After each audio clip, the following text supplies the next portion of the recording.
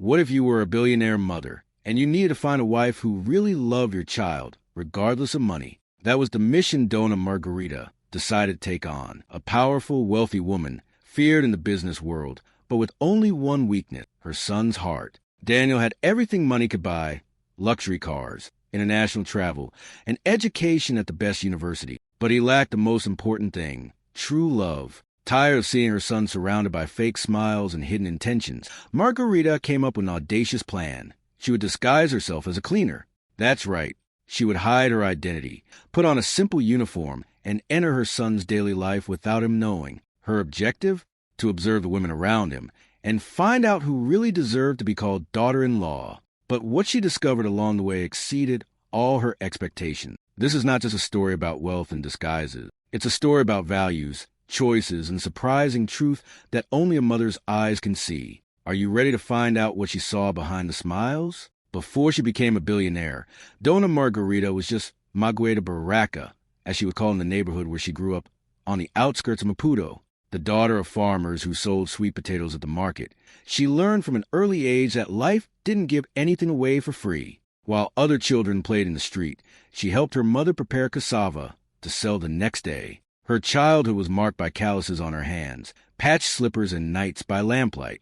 But Margarita always had a different outlook. Observant, silent, and determined, she harbored a hunger that went beyond her stomach, the hunger to win. While still a teenager, she began working as a maid in a wealthy house in the city. It was there that, while cleaning her boss's office, she saw an investment spreadsheet for the first time. Curious, she asked questions and observed. She wrote down what she heard and, in the evenings, studied on her own with borrowed books and videos on her old cell phone. At the age of 22, he gathered his courage, took out a community loan, and opened a small building materials store in a low-income neighborhood. The beginning was difficult, but her honesty and friendliness attracted attention. She was trusted. Little by little, the store became a warehouse, then a distributor, then a construction company. Margarita became a reference in the sector, and her face appeared on the covers of business magazines. But not everything in his life was a victory. It was during this phase of growth that she met Joaquim, a young engineer, also a dreamer, who fell in love with her drive. They married, and together they built the first pillars of the empire they were to lead. Joaquim was the ideal companion, calm where she was impulsive, strategist where she was practical. It was with him that Margarita had her only son, Daniel. But fate, cruel as it sometimes is, took Joaquim too soon. A car accident on a business trip took him from their lives when Daniel was just 8 years old. Margarita never remarried. She promised herself that she would raise her son with all the love and protection that father and mother could offer together. Despite his wealth, he never abandoned his simple ways. She continued to wear a capulana on Sundays, attended the same humble churches as in her youth, and, instead of living in gaudy mansions, chose a comfortable but discreet home. What set her apart wasn't luxury, but emotional intelligence and a mother's instinct. Her son, Daniel, was raised with care and affection, but also in a bubble. He grew up surrounded by privileges, but with an emptiness that she recognized in his eyes. Margarita knew a lifetime of wealth meant nothing if he didn't know what true love was. That's when the suitors began to appear, beautiful, well-spoken, full of promises. But it only took one conversation for her to realize none of them loved her son. They loved his fortune. And it was at that moment that Dona Margarita decided that if she wanted to find the right woman for her boy, she would have to do it her own way, even if he had to hide the person he really was. Daniel grew up surrounded by everything money could buy, except what he needed most, an ordinary childhood. At an early age, he became known as the heir in Maputo's social circle. He studied at the most expensive schools in the city, then was sent to boarding school in South Africa, and later to university in England. He had the best teachers, access to the best books, international trips on vacation, but was always accompanied by security guards, without the freedom to be just any boy. Her father's absence left a void that Margarita tried to fill with all the dedication she could. But there was something she couldn't replace: the lightness of the male presence, the simple companionship that Joaquim gave his son. Daniel became introspective, observant, polite, and lonely. He wasn't the typical show-off rich guy. On the contrary, he was gentle, discreet, and even shy in front of the spotlight that the family fortune attracted. When he returned to Mozambique to take up a position in his mother's company, He was only 26, but already carrying the weight of a huge responsibility. Although he was respected by his employees, he was seen by many as a young man who had inherited everything ready-made. Only Margarita knew how hard he studied, how dedicated he was, and how much he wanted to do something that was really his. In the midst of meetings, spreadsheets, and million-dollar decisions, Daniel seemed to live well. But his mother saw something in his eyes that few people noticed, the loneliness of someone who, despite being surrounded by people, felt alone. And it was at this stage that the suitors began to appear.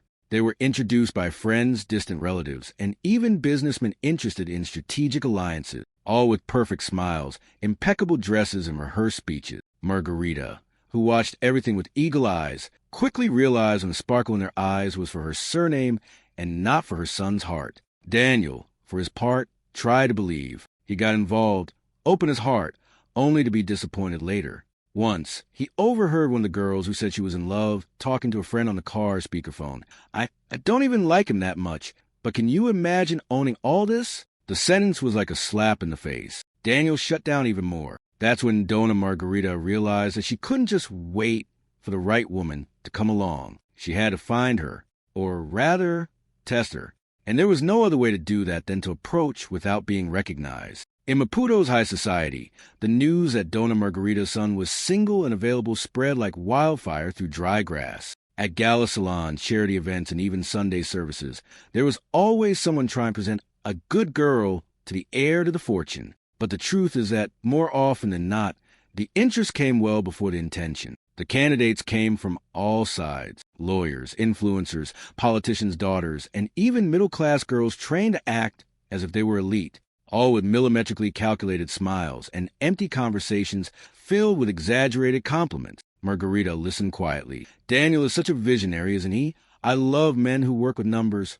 Wow, I always dreamed of marrying a successful African businessman. She could see the signs. Some didn't even know the name of the family business. Others couldn't remember what Daniel said a few minutes into a conversation, but they knew exactly how much he made each year. For Margarita, it was like watching hyenas prowl around a wounded lion. The smell of fortune was stronger than any affection. One in particular stood out for her boldness. She was the daughter of an influential local politician. During a gala dinner, she approached Margarita and said, with a venomous smile, "Annie, just imagine, my family with yours, we dominated everything." Marguerite just smiled and answered elegantly, "Daughter, love isn't made with rings. It's made with truth." But inside, she already felt that she had to act. Her son was vulnerable, tired, and beginning to disbelieve in love. And Marguerite, with all her instinct as a mother, knew when a good man loses faith in people, he risks becoming as cold as the world that hurts him. It was then that she decided she could no longer just observe. She needed to see these women from another angle, to hear what they said when they thought no one important was listening, to see how they treated those below them. And for that, she would have to get down on the ground, dress in anonymity, become invisible, a cleaner. That's what she would become. And the plan was just beginning. Margarita spent sleepless nights devising the plan. It wasn't easy. How could a woman known by businessmen, politicians, and even international personalities simply disappear and become a cleaner without arousing suspicion? She couldn't risk being recognized. It would ruin everything. First, he told only 2 people about the plan: his trusted personal assistant, Lydia, and an old friend from his youth who worked for a small cleaning agency. It was with him that everything was agreed. A new name, Joanna. A new address, a simple, discreet neighborhood where no one would recognize her. A modest uniform, hair tied back with a patterned scarf, no makeup, no jewelry. From billionaire to invisible. The hardest part was convincing Daniel to allow the new cleaner to work at the company's headquarters, on the floor where he worked. He used Lydia as a bridge, saying that the recommendation had come from a former employee. Daniel, without asking too many questions, agreed. He was always busy with business and trusted the team completely. On the morning of her debut, Margarita woke up at 4 a.m., just as she did when she was young. She put on her uniform, put on her worn-out shoes, and got on a crowded bus heading downtown. Her heart was pounding like an actress before going on stage. But there was no audience, no script. There was only the truth that she needed to see with her own eyes. As she entered the company building through the service door, she felt a chill, not out of shame, but out of respect for the woman she had once been and was now becoming again. Every step in the building was a memory, every corner a story. As soon as she arrived on Daniel's floor, she was greeted with a quick, indifferent glance from one of the secretaries, who immediately pointed to a cleaning trolley. "The water in the bathroom is leaking again. Check it out, ma'am." Margarita just nodded. That's what she wanted, to see how people acted when they thought she was nobody. As she passed Daniel's office, she saw him from a distance. His hair was neatly combed, his shirt folded to his elbows, and he was talking on the phone with his usual serious air. He didn't even look at her. Perfect. It meant that the disguise worked. The operation had begun, and Dona Margarita was ready to discover what else the world had behind appearances. In the cold, modern building of the company's headquarters, no one took any notice of the new cleaner. She was just one of many who came and went. She passed through the corridors like a shadow, almost invisible, and that was exactly what Mrs. Margarita wanted. Like Dona Joanna, she began her routine in silence, secretly cleaning the windows in the executive offices, scrubbing the toilets on Daniel's floor, carrying the rag bucket with the dignity of someone who has already carried the weight of life on her back. He listened to conversations, observed looks, memorized gestures. Every day, I learned more about who really was who in that place. Some employees treated her with respect, but were distant. Others with disdain.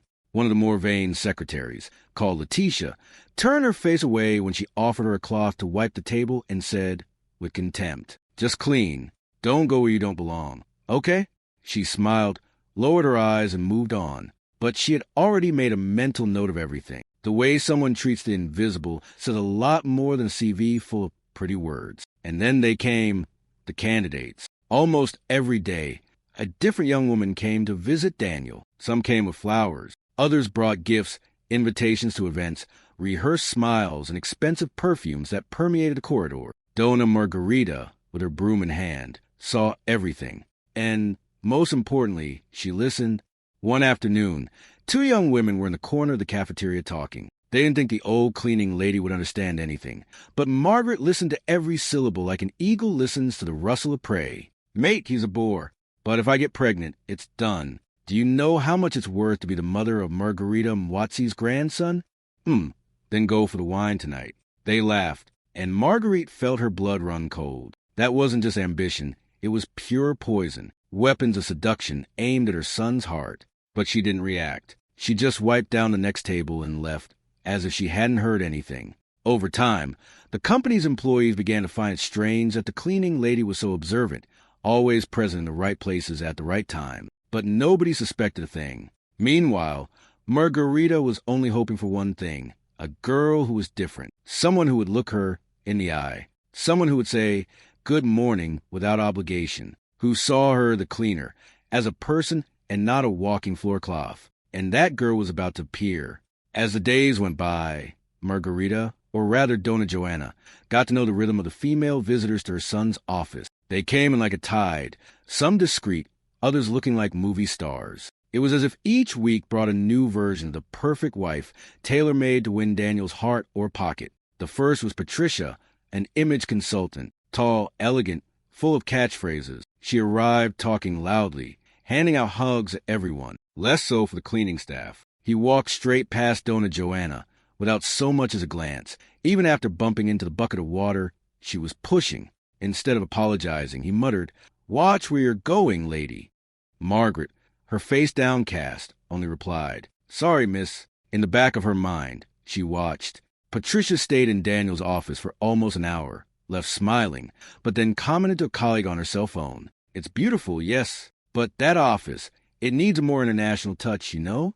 It still looks provincial." A few days later, a young woman called Vanessa arrived, the daughter of an influential businessman. She arrived driving an imported car and wearing a dress that looked like it cost a manager's salary. When she saw Dona Joanna sweeping the floor near reception, she turned up her nose. "Can't you ask this woman to clean up afterwards? That's disgusting." Margarita took a deep breath. She was used to seeing masks, but some were so badly sewn that they tore themselves. But not all the candidates were rude. Some disguised it better. They spoke politely and even gave friendly smiles to the staff. However, the falsehood was between the lines, and Margarita knew how to read between the lines like no one else. Meanwhile, Daniel seemed to be going through another of his failed attempts. He tried to be kind, made space in his diary, accepted invitations to meet, but always came back silent, with a faraway look in his eyes. Margarita watched him from afar, without approaching him, but her mother's heart beat with every discouraged sigh. She began to doubt whether she would ever find someone really different. The women repeated themselves like a pattern: beauty, status, and a silent desire to put the surname Watsi on their identity. But then, one late afternoon, a girl with simple sandals, a flowery dress, a backpack, and a shy smile on her lips came into the company. She looked at Dona Joanna, smiled, and said, "Good afternoon, ma'am. Do you need help with that bucket?" Margarita felt something she hadn't felt for a long time: hope. That young woman would be the turning point. Her name was Aline. She appeared for first time simply, without fanfare, without exaggerated perfume, without high heels clicking down the corridor. She didn't bring flowers or presents. She brought something rare in that environment: a sincere look. She was a business student working part-time as a receptionist at a corporate event. She met Daniel by chance when he was giving a talk on youth entrepreneurship. She asked him a question at the end of the presentation. Direct, curious, without flattery. He was impressed. A few days later, she showed up at the company to deliver a folder he had forgotten. And that's how it all began. The first time Aline crossed paths with Dona Joanna, she stopped, smiled sweetly, and said, "Good afternoon, ma'am. Is it heavy in there? Let me help." Margarita, surprised, refused nicely, but watched as Aline continued down the corridor. She wasn't like the others. She was discreet, but confident. She looked everyone in the eye, including those who were practically invisible to many, as if they were all important. And that, for Marguerite, was a sign of nobility. In the days that followed, Aline began to visit Daniel more often. The two of them talked a lot, laughed together, and didn't seem to live the game of appearances that Margarita already knew well. She didn't force anything. She didn't praise his fortune. She didn't ask questions about the company.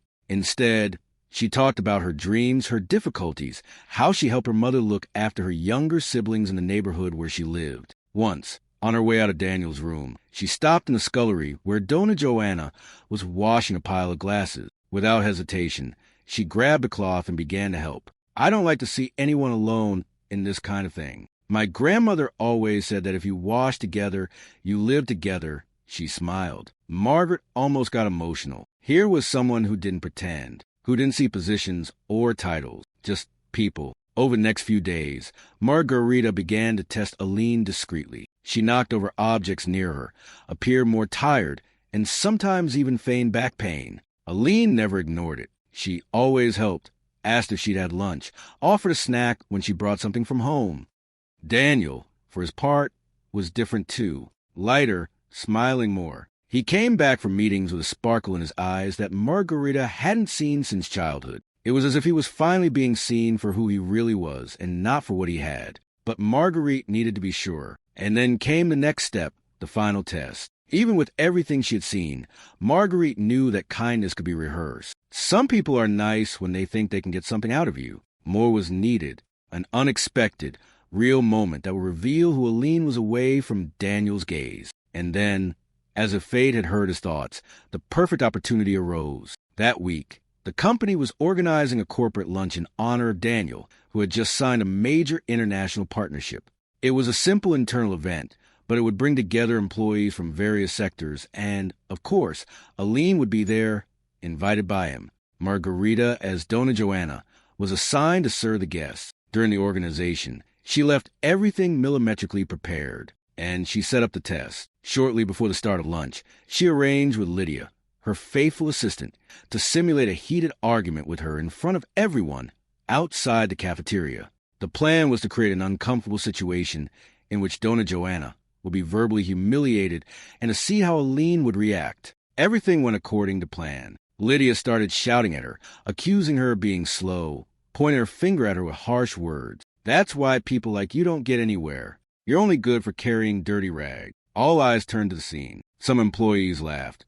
Others pretended not to see. Daniel was busy on the phone inside the room. But Aline, who had already sat down at the table, got up immediately. "Hey," she said, approaching quickly. "Is this any way to talk to someone?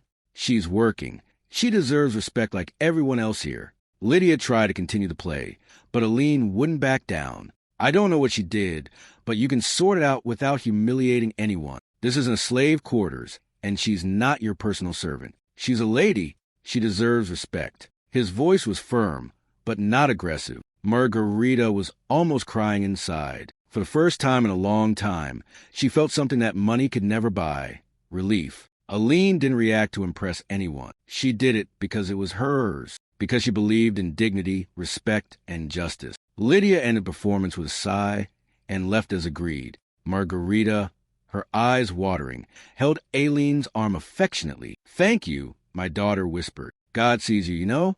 Aline smiled, not understanding the weight of that sentence. She returned to the table as if nothing had happened. But for Marguerite, everything had changed. She finally had her answer. The day after lunch was different. The company building seemed quieter, almost in suspense. Aline returned to deliver a document that Daniel had forgotten, as usual. But this time, Mrs. Joanna wasn't there to receive her usual smile. She was surprised. "Didn't the kindest cleaner here come today?" she asked the receptionist. "I think she's been dismissed. Or resigned, I don't know," replied the girl, without paying much attention. But Aline became restless. She had created an invisible bond with that lady. She missed that sincere good morning in the middle of the cold corporate environment. Little did she know that this absence was the start of something much bigger. That same afternoon, Daniel received a message from his mother asking him to go to the main meeting room on the top floor. She said it was urgent.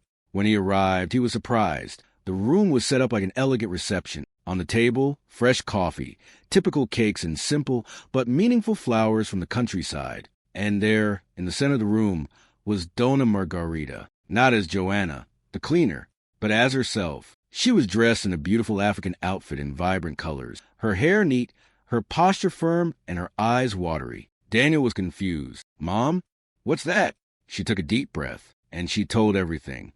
From the plan, to the disguise, to the test with each of the women who approached him. He told how he had posed as a cleaner for weeks, observing every detail of the candidate's behavior. And, in an embarrassed voice, he revealed, "I did it because I love you, and because I got tired of seeing you alone, surrounded by empty people, but also because I found something, or rather, someone."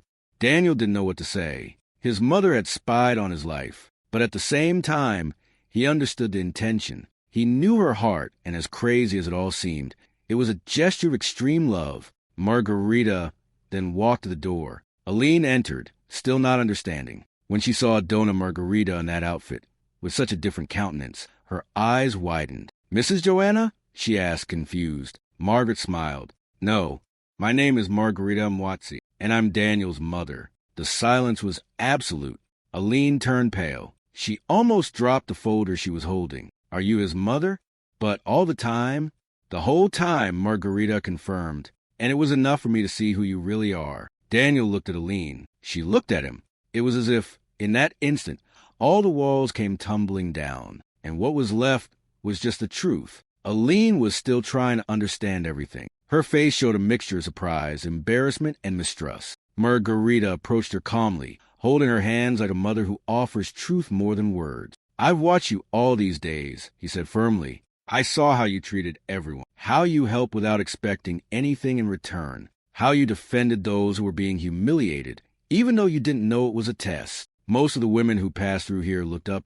You were the only one who looked away." Aline, not knowing what to say, just answered truthfully. "I didn't know.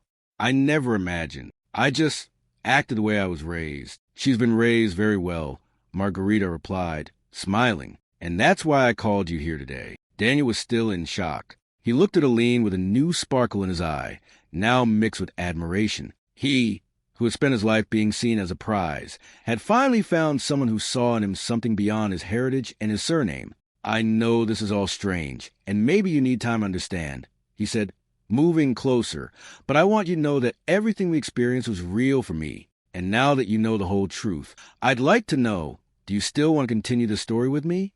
Aline smiled, a shy smile but full of truth. "Only if Dona Joanna continues to be part of it," he joked, drawing laughter from both of them. But Marguerite still had one last letter. "Before that, there's something else I want to offer you. Not as a mother-in-law, not as a billionaire, as a woman." She took a simple envelope out of her pocket, with Aline's name handwritten on it. Inside was a letter of personal recommendation and an invitation to an international scholarship program sponsored by one of Margarita's foundations. You said you wanted to grow on merit, so here's your chance. Without having to marry anyone, without having to change who you are. Aline, overcome with emotion, couldn't hold back her tears. For the first time, someone powerful believed in her, without asking for anything in return. Daniel hugged her. Margarita smiled from afar. She knew she couldn't choose who her son would stay with, but she could ensure that he had the chance to be truly loved. And at that moment, she was sure she had fulfilled her mission. Time has passed. Aline accepted the scholarship, traveled abroad, and immersed herself in her studies with the same humility she had when she was washing glasses with Dona Joanna. During this time, she and Daniel kept in constant contact. The video calls were long, full of laughter, longing, and plans. They let time consolidate what they had started so purely. Margarita, for a part, felt lighter at heart. The company continued to grow, but now with Daniel taking on more responsibilities and bringing in new ideas. He implemented social projects aimed at young people, inspired by Aline, who was always talking about opportunities and justice. When she returned home, Aline didn't just come back as a graduate student. She returned as an even better prepared woman, with knowledge and heart aligned. Instead of accepting positions in multinational companies, she decided to open an institute to train young women from outlying neighborhoods in entrepreneurship and financial education. And who was the first anonymous donor? Dona Margarita. Of course, over time, their meetings became more than family. They exchanged recipes, stories, and experiences. Margarita finally had a daughter-in-law who not only loved her children, but respected her as a woman, as a matriarch, as a human being. And one late afternoon, in a simple, flowery garden, Daniel proposed. No photographers, no luxury, no fuss. Just a simple ring, made from a stone taken from the village where Margarita was born. Symbolic, pure, true. Aline accepted. Years later, Margarita retired from day-to-day operations, but her legacy remained. Daniel and Aline continued to run the business, now with a powerful social arm. The family story has become a benchmark, not because of their fortune, but because of their courage to seek truth in a world where appearance is worth more than essence. Margarita returned to her hometown frequently. She walked the same dirt roads where she sold guavas with her mother, and when the village girls ran around her, she always said the same thing. Never let money speak louder than your heart. And when they looked at her, the woman who had once pretended to be a cleaner to protect her own son, they understood exactly what that meant. This story reminds us that a person's true value doesn't lie in what they wear, what they own, or who they know. It's in their silent attitudes, in the way they treat those who can't offer them anything in return. It's in respect, empathy, and essence. Dona Margarita could have hired detectives. She could have investigated behind the scenes. But she preferred to do what any brave mother would do, put her heart on the line to protect her son. And on the way, she discovered much more than she had expected. She found someone who saw beyond the bank account, beyond the surname, beyond appearances. Now the question is for you. If you were tested today, how would you treat someone who seemed to have nothing to offer? Would you be able to love someone without knowing what they have, just because of who they are? Do you believe that true love still exists in a world so interested in status and appearance? Comment below. Do you think the mother's attitude was right or exaggerated? Would you act differently? Your opinion is important and can open other people's eyes too. Share this story with someone who needs reminding of what really matters. Like it if you believe that true love is still worth it. Subscribe to the channel for more stories that touch, transform, and inspire. Because sometimes the greatest wealth is not in your bank account, but in your character.